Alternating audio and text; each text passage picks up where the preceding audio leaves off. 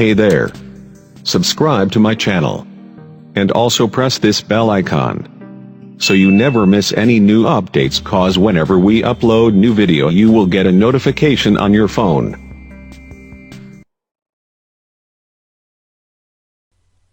Welcome to Module 1, an overview of oil and gas. By the end of this module, you should be able to recall some of the early uses of crude oil, outline the origins and growth of the oil industry, recognize significant well control events and technological developments, describe why geology is important to the petroleum industry, explain how hydrocarbons are formed, describe where hydrocarbons are found, and identify different methods for finding oil and gas. We will use a number of terms in this module to refer to hydrocarbons, such as oil, gas, crude oil, and petroleum. This module consists of 6 chapters. They are the early years, birth of an industry, geology, rocks and how they are formed, hydrocarbons and where they are found, geology and the petroleum industry, and exploration for hydrocarbons. Each chapter will end with a short knowledge check to confirm your learning. Petroleum. Where would we be without it? How many items around you do you think owe their existence to petroleum? Petroleum is not just about fuel for our cars, trucks and aeroplanes. It's about so many other things that we rely on day to day and rarely stop to think about what they're made of.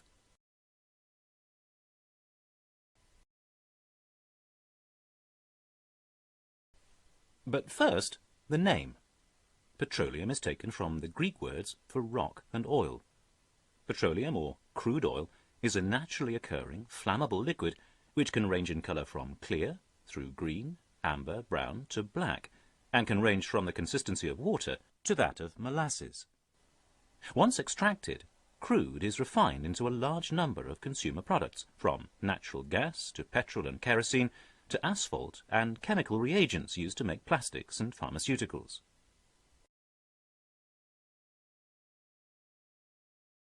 Chapter 1. The Early Years. Crude oil has certainly had a colourful history. Some of its early uses were waterproofing wooden boats, and the Romans used it as a weapon, for embalming and lighting. The ancient Persians, 10th century Sumatrans and pre-Columbian Indians all believed that crude oil had medicinal benefits. Marco Polo found it used in the Caspian Sea region to treat camels for mange, and the first oil exported from Venezuela in 1539 was intended as a gout treatment for the Holy Roman Emperor Charles V. Right up until the early 1900s, mineral oil, a byproduct of petroleum, was a regular component found in snake oil, the infamous cure-all wonder treatment. It was one of the less successful uses of petroleum. Until the late 19th century, an oil find was often met with disinterest or dismay. Pioneers who settled the American West dug wells to find water or brine. They were disappointed when they struck oil. Several historical factors changed that.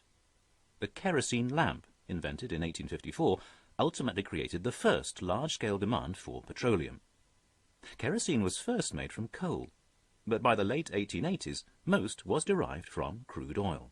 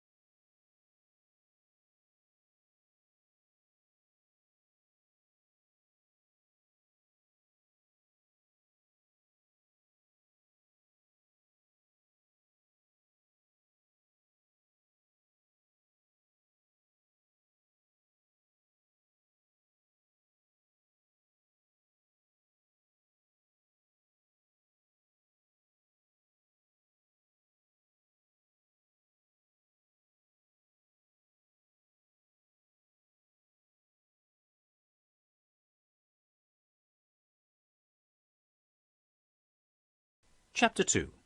Birth of an Industry.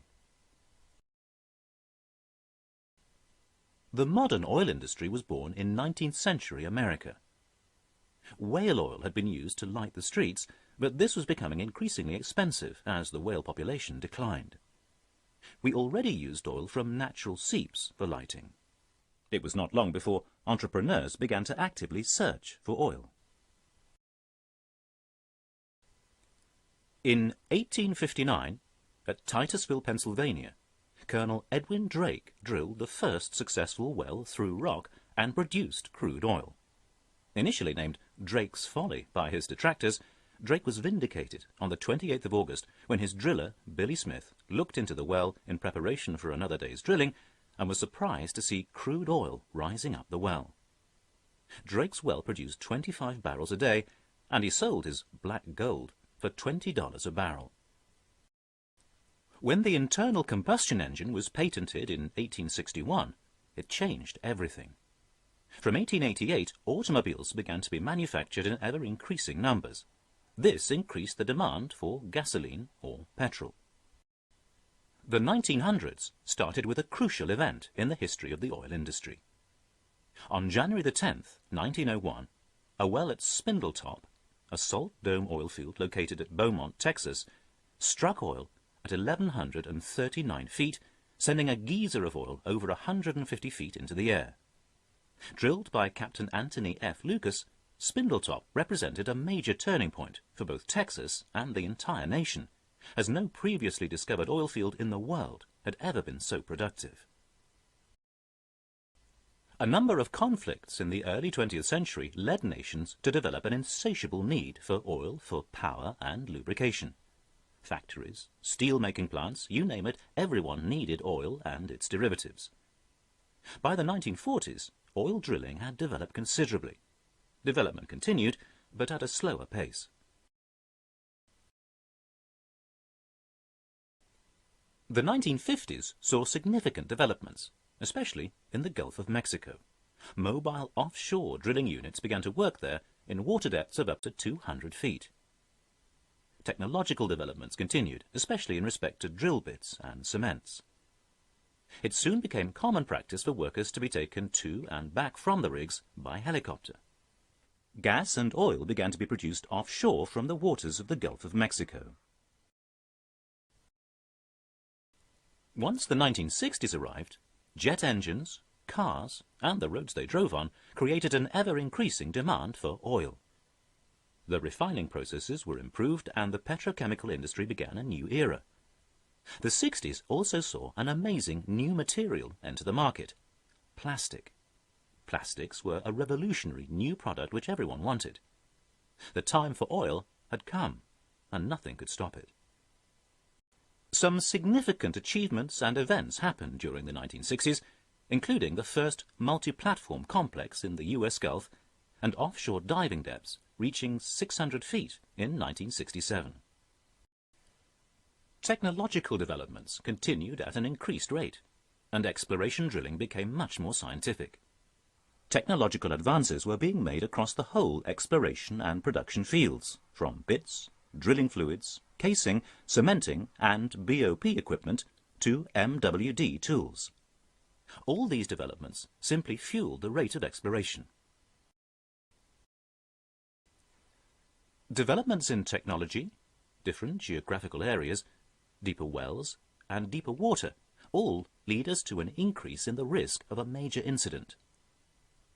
Most catastrophic oil field exploration and production incidents cause not just loss of life, but damage to the environment, bankruptcy, loss of jobs, and loss of company reputation.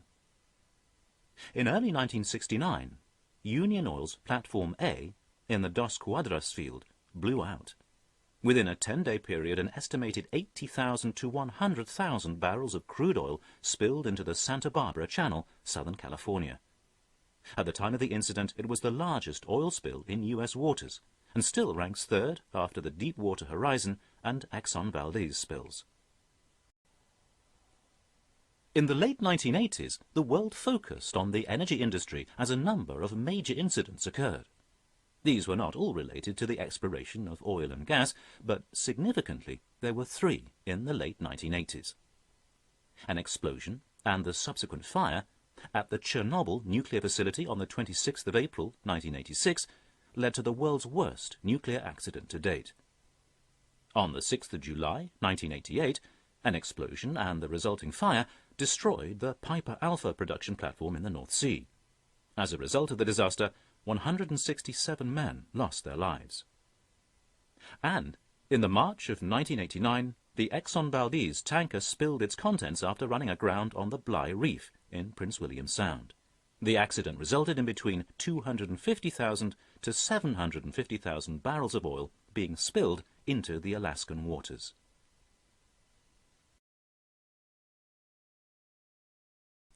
Located off the north coast of Australia, the Montara Blowout started on the 21st of August 2009 and continued leaking for 74 days. It wasn't until the 3rd of November, on the 5th attempt, that the leak was finally plugged, when approximately 3,400 barrels of drilling mud was pumped into a relief well to stop the leak. Thankfully, no lives were lost.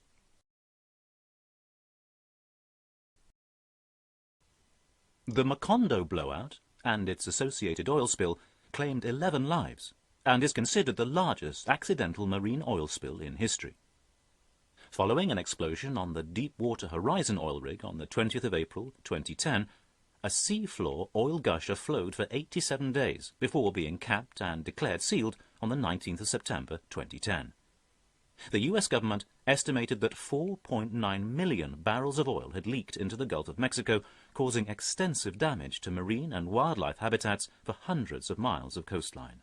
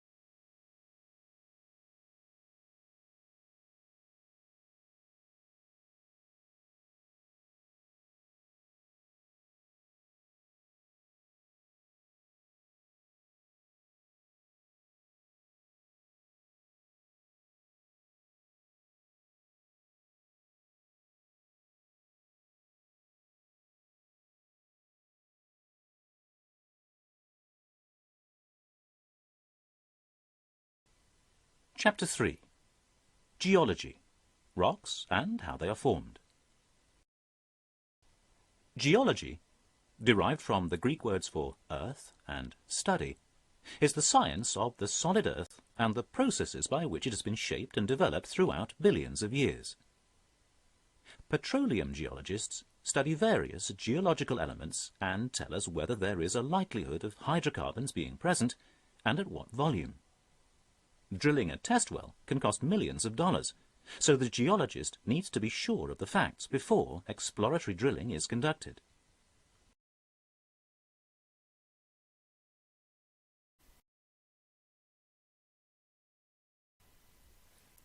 The planet Earth is made up of 4 main layers: the crust, the mantle, the outer core and the inner core.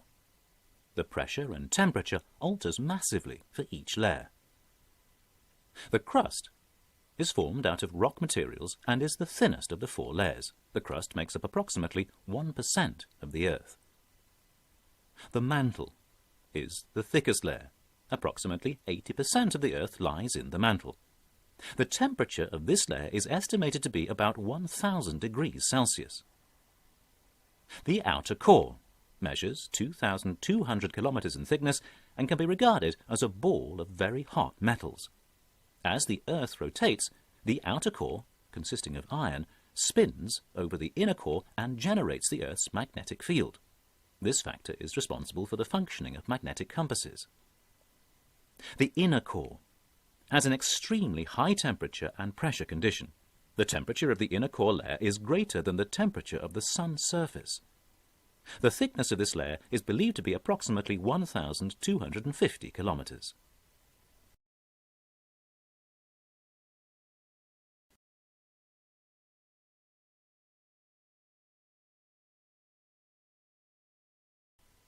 In order to better understand how the Earth has been shaped over the ages, we must also consider the Earth's crust. The Earth's crust is made up of a series of rigid plates. The plates form the Earth's surface and float on the mantle, and are known as tectonic plates. Movement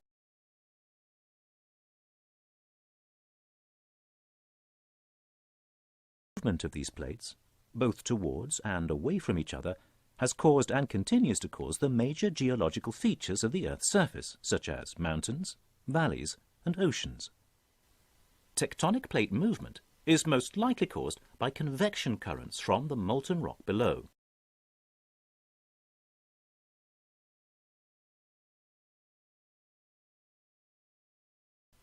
The molten rocks are like water boiling in a pan, constantly moving and bubbling, with the hottest liquids rising to the top and the coolest moving to the bottom. Friction between the tectonic plates stops them constantly moving. However, over time, pressure builds up, and when the pressure becomes too much, the plates move, resulting in a volcano or an earthquake.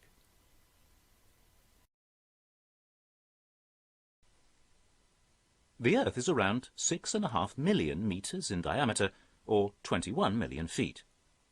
The deepest wells currently drilled are in excess of 38,000 feet, straight down towards the center of the Earth. It would take approximately 276 of these deep wells, drilled consecutively, to reach the center of the Earth.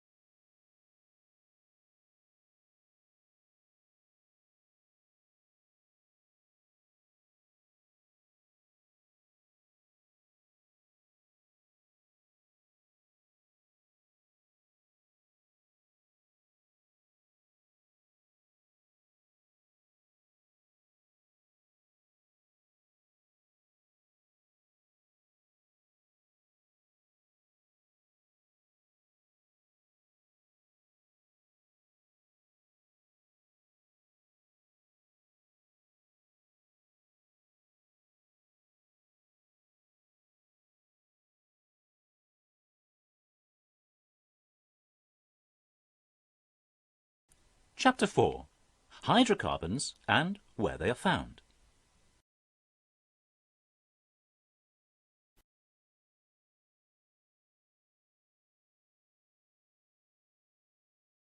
The deposition of sediment is very important when considering how hydrocarbons form. When organic debris, such as decaying plant life, sea creatures, animals, or plankton, is deposited into rivers, streams, or oceans, it becomes trapped in layers of sediment, which compact over time and form sedimentary rocks. As the type of sediment deposited changes, layers and layers of different types of sedimentary rock form. As the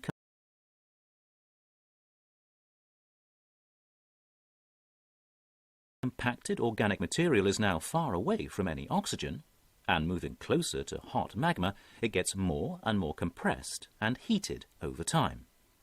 This heat and pressure then cooks and transforms the organic material into what we now know as hydrocarbons.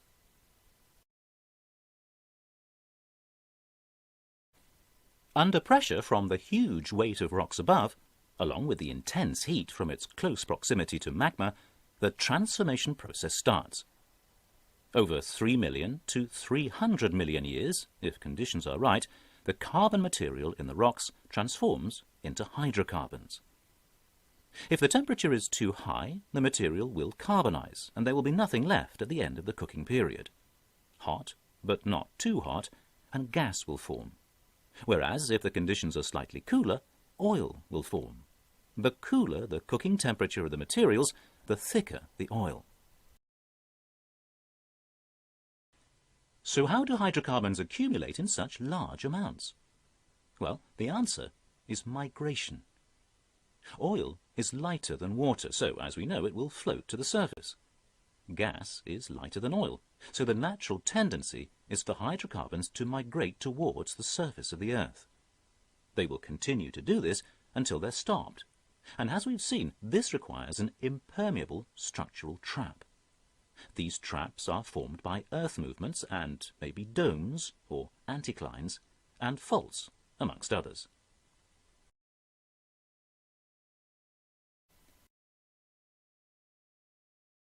Some hydrocarbons find their way to the surface, seeping out of the Earth, but most hydrocarbons become trapped in accumulation sites.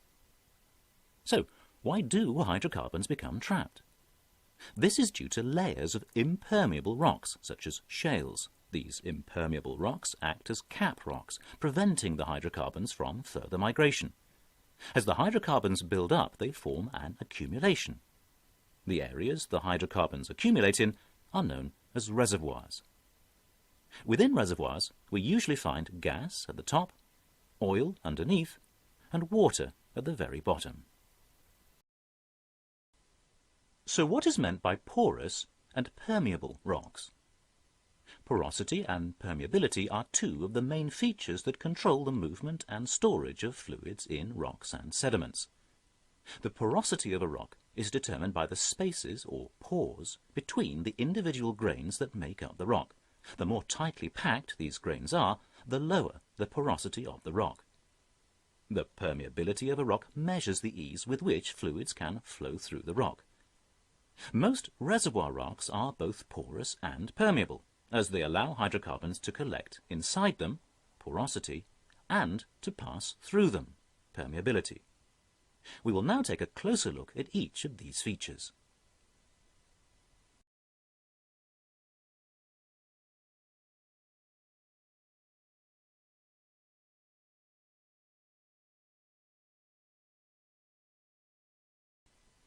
A piece of sandstone, or limestone, is very much like a hard sponge. If you took a domestic sponge and soaked it in water, the porosity of the sponge is the volume of water the sponge is able to soak up. Rocks bearing hydrocarbons hold the hydrocarbon fluids within the rock in the same way the sponge holds the water. The rock's porosity traps the oil inside.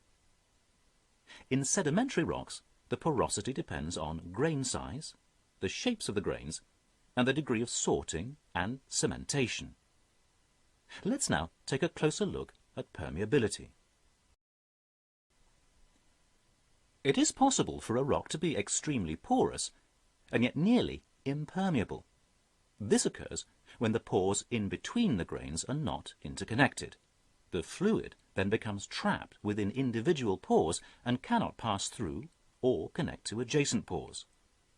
Pumice or shale are examples of this type of rock. They have a high porosity, yet due to poorly interconnecting pores, some can be almost impermeable. In contrast, some sandstones can be both highly porous and highly permeable. This is due to the well-rounded sand grains, which provide unrestricted pore space between grains. The pores are free from smaller grains and are very well linked. Consequently, sandstones of this type have both high porosity and high permeability. Let's have a look at some rock types to show you an example. Igneous rocks are usually crystalline. This type of rock has almost zero porosity and permeability because there are no real gaps between the crystals. Shale is a good example of rock with high porosity and low permeability. High porosity due to the pore spaces between the individual layers of clay minerals, but low permeability because few, if any, of the pore spaces are interconnected. This also makes shale an excellent seal or cap rock for reservoirs. Sandstone, as previously mentioned, can have both high porosity and high permeability. This is the case if the individual grains are well rounded, with plenty of space between them, and the pores are well connected. Limestone will also typically have high porosity and high permeability. However, unlike sandstone, it is also very soluble, meaning it can dissolve in water much more easily than other types of rock. This is yet another way limestone achieves high permeability and porosity. Water can expand the cracks and fractures already within the rock. Place your cursor over the images to see each rock in microscopic detail.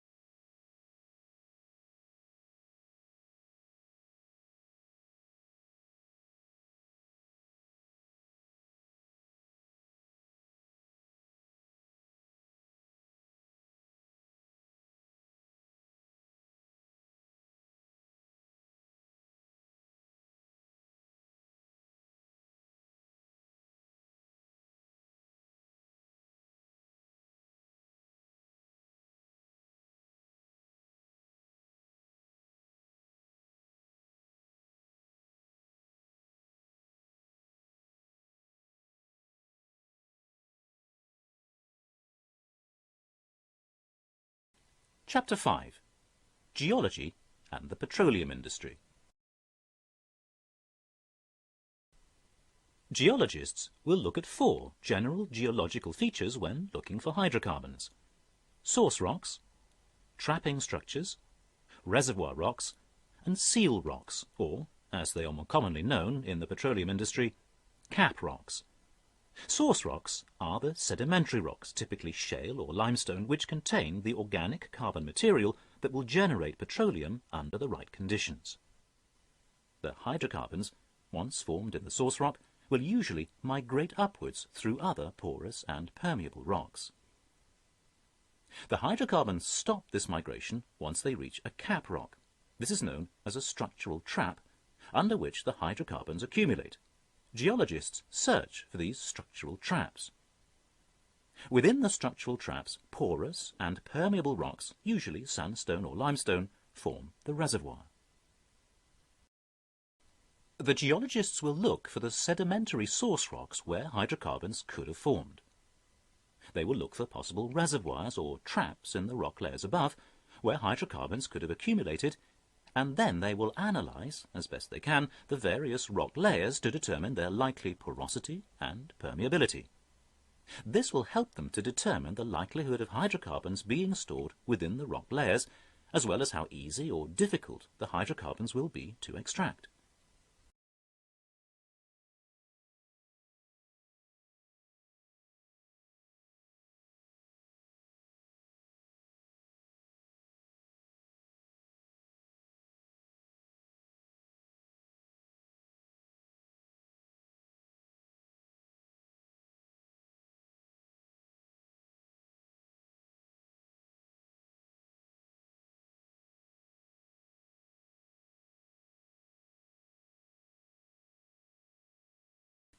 Chapter 6.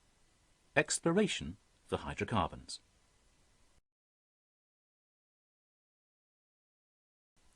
We now know the type of rocks we are looking for, so we need to find a structural trap. There are a number of ways that we can map the subsurface structure of the Earth. The most important is the seismic survey. In the very early days, when oil could be found near, or sometimes even above the surface, it was quite simple to drill a shallow well which would pierce the reservoir and allow the hydrocarbons to flow to the surface.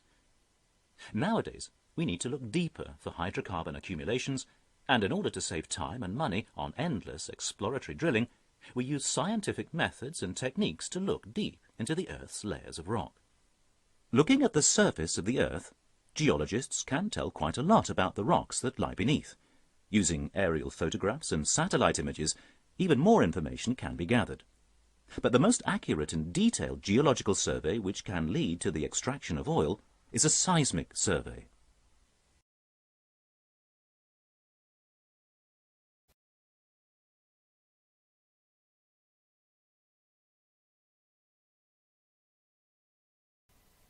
Seismic surveys are used to map the underground structure of rock formations. Geologists interpret the seismic data in order to locate structural traps that could potentially contain hydrocarbons. So, how does it work? The general principle is to send sound waves into the Earth. As the sound waves reach each type of rock formation, the flow of the wave is impeded. The wave literally bounces off the rock. The reflected wave is then recorded using ultra-sensitive devices called geophones and hydrophones. The recorded waves are then converted into electrical impulses, which are then used to build up an image of the underground rock formations. Petroleum geologists then interpret this data to determine rock structures and ultimately to locate oil and gas reservoirs. As computers have developed over the years, the ability to interpret seismic data has increased. The complexity of the seismic tools have also increased, allowing us to send more complex patterns into the rocks and collect more and better data. The overall result is that the images we are able to create from the data are getting better and more accurate. Once the development company has the results from the seismic survey detailing the structure beneath the surface, the only way we can absolutely prove the presence of hydrocarbons is to drill.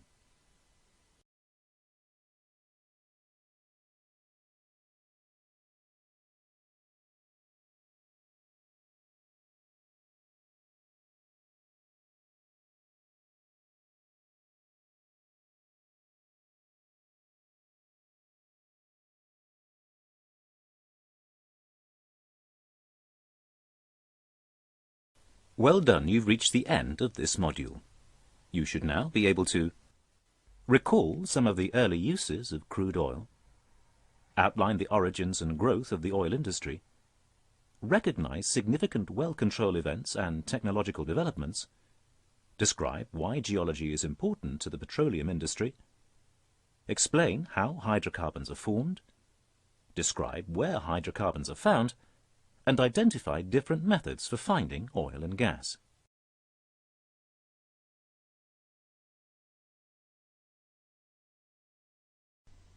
It's now time to take the final exam, where a pass mark of 70% needs to be achieved.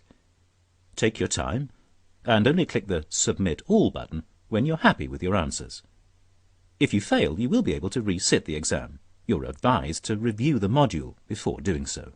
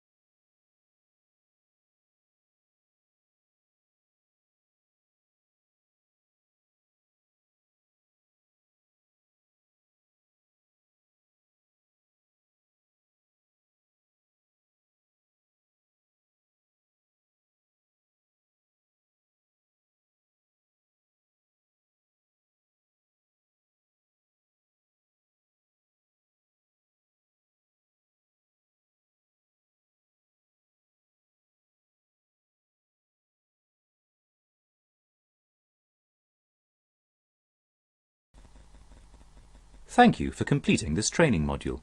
We hope this will help you in your workplace. Remember, you can revisit this module at any time to refresh.